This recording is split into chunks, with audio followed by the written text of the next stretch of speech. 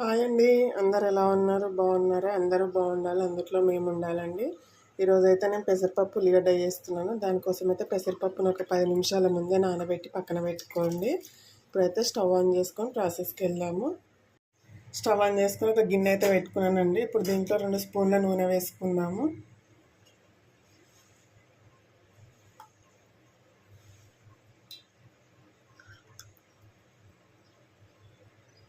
కొద్దిగా ఆవాలు వేసుకోండి, కొద్దిగా జీలకర్ర వేసుకోండి, అలాగే కట్ చేసిన పచ్చిమిర్చి ముక్కలు, ఉల్లిపాయ ముక్కలు వేసుకోండి.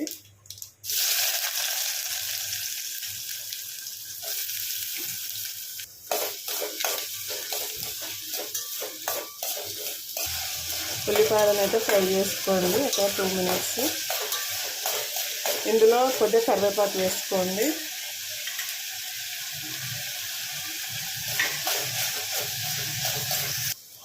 ½ టీ స్పూన్ పసుపు వేసుకోండి.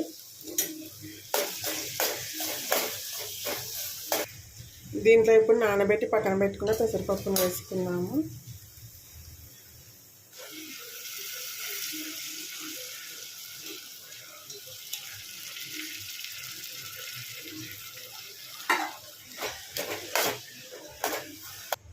ఈ పప్పును ఆయిల్లో 2 నిమిషాలు ఫ్రై కానివ్వండి.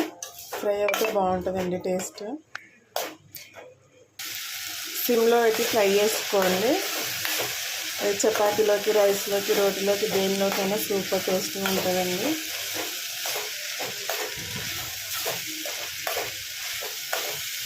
చూడండి, పప్పు అయితే ఈ రకంగా ఫ్రై కావాలి. కట్ చేసిన ఒక టమాటా వేసుకోండి.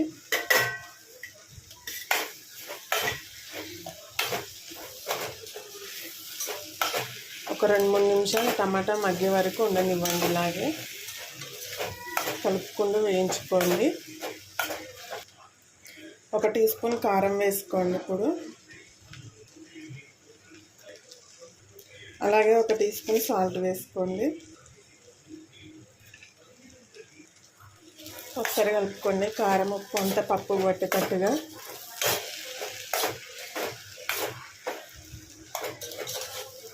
మీకు వాటర్ వద్దనుకుంటే ఇలాగే ఫ్రైగా ఉంచుకోండి, లేదంటే వాటర్ కావాలంటే కొద్దిగా వాటర్ వేసుకోండి. ఇప్పుడు నేనైతే కొద్దిగా వాటర్ వేస్తున్నానండి.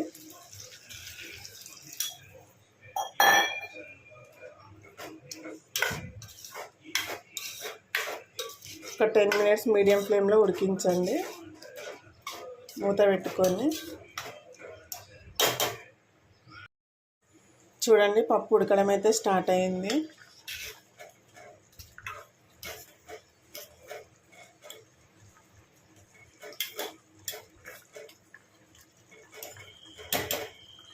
ఒక 8 మినిట్స్ సరిపోతుందండి, మరీ మెత్తగా కావద్దు పప్పు.